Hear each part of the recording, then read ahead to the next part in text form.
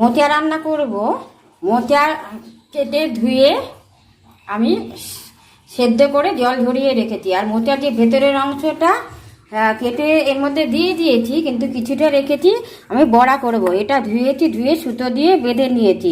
এখানে 3 টুকরো করেছি, একসঙ্গে বেঁধে নিয়েছি। এখন প্রেসারে সেদ্ধ করে নেব।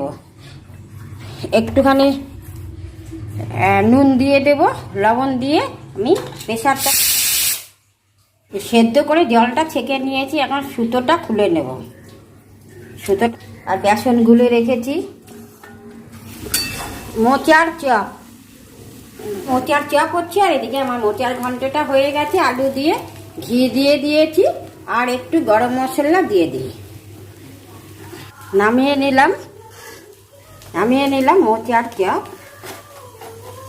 আর